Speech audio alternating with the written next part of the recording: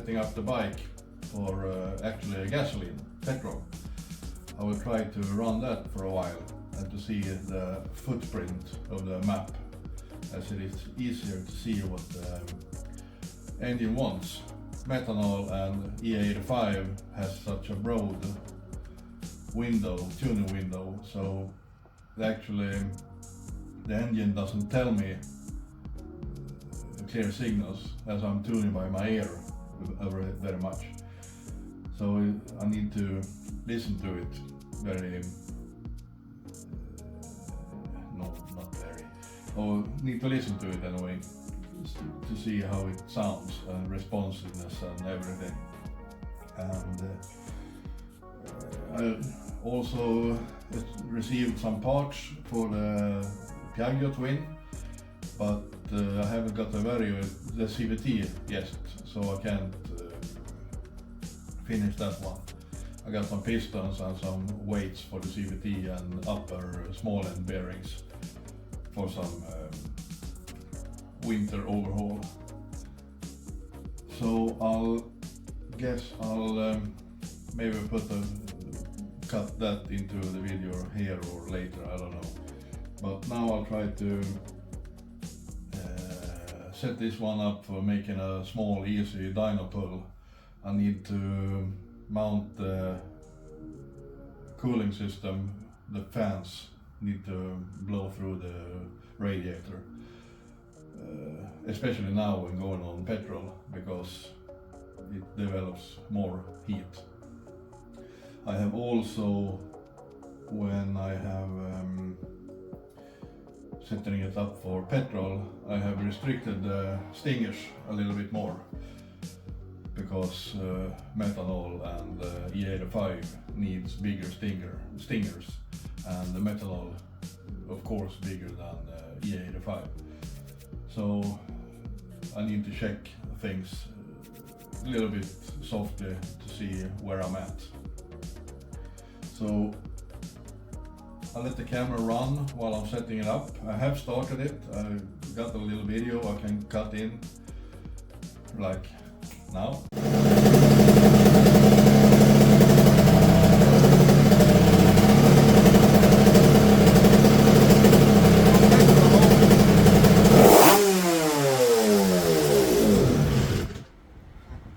Alright, need to restart it.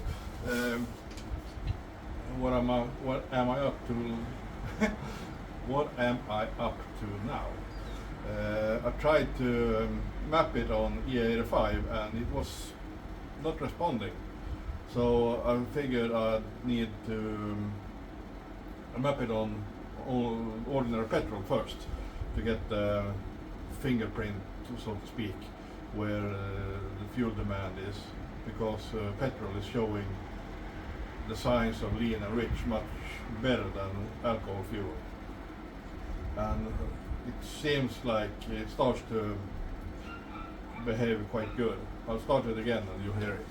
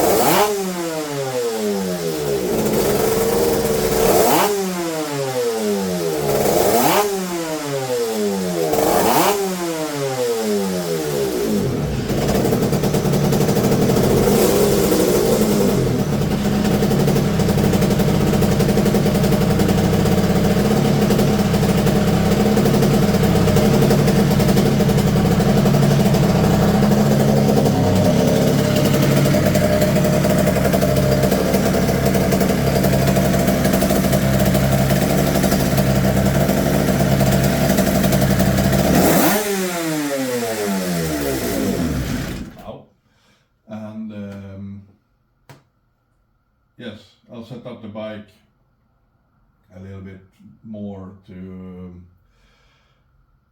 make a small, easy dyno pull and see where I'm at. Yeah, I'll let the camera roll.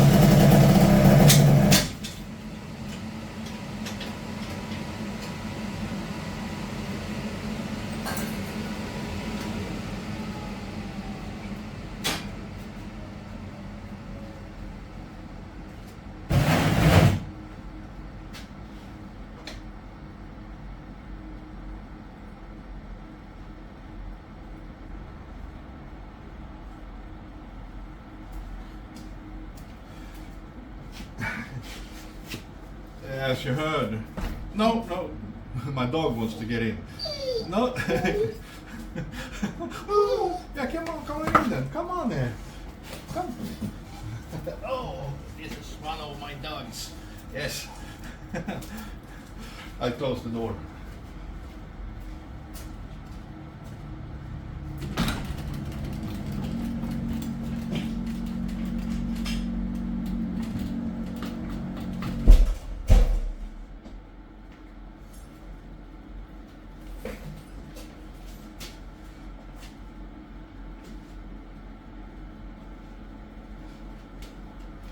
Yes, as you might have heard, I just made a small easy pull.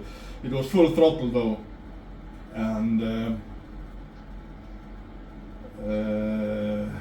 I let off at 10,500 RPM just before the pipes are pulling really hard.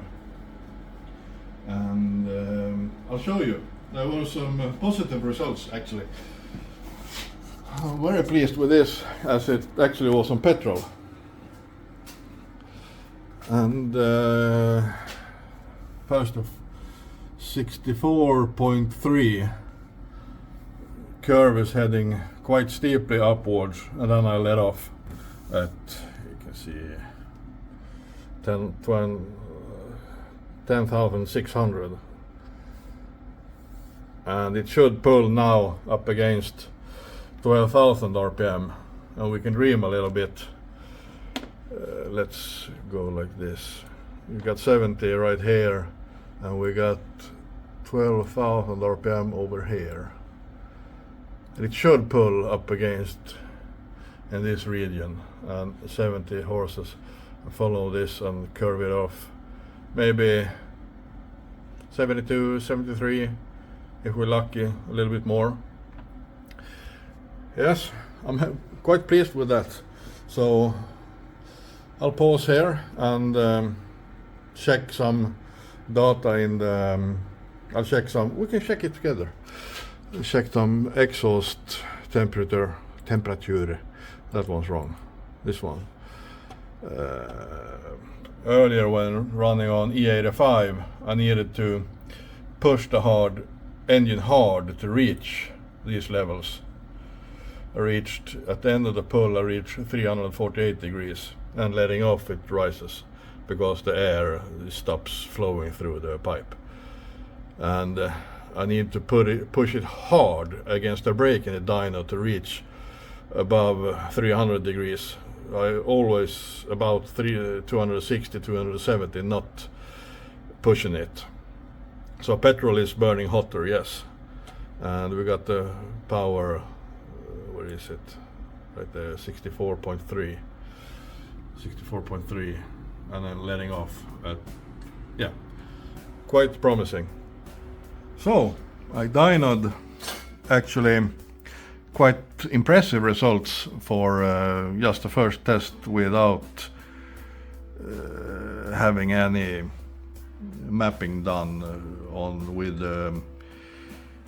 what do you call it? Loading the engine on the roller. I just adjusted it a little bit with twisting the throttle and nothing more, just listening to it. And one thing that's impressive though is not impressive, it's good, as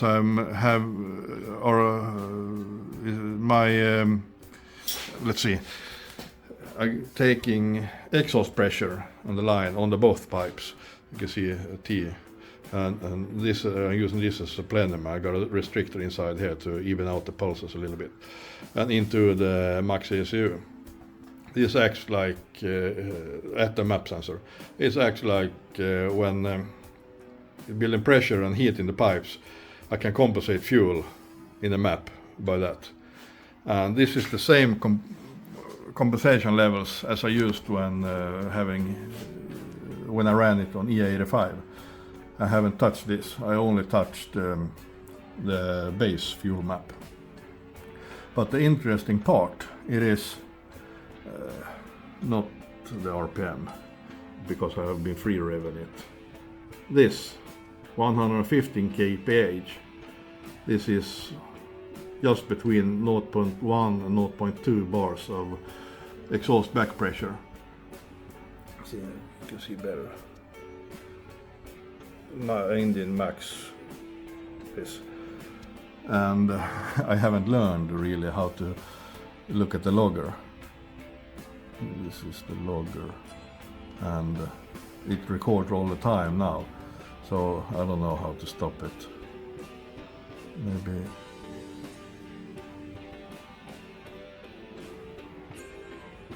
download from the ECU. Yes. Download logs.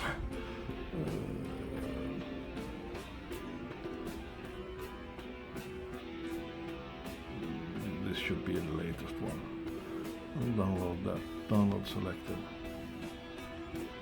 And just name it log. And put it on the desktop so I can.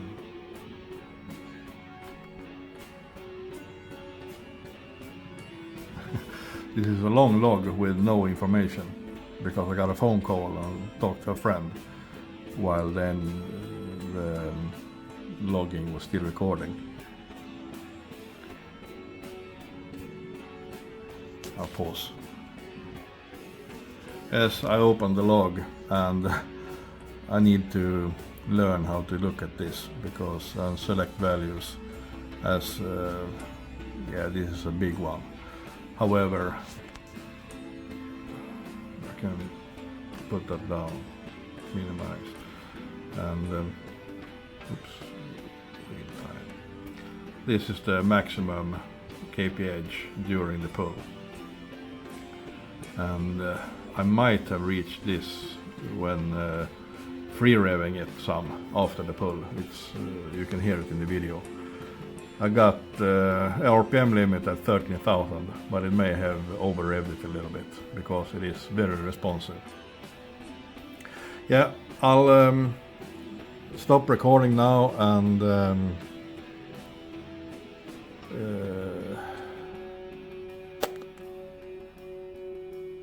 yeah, let's film an outro.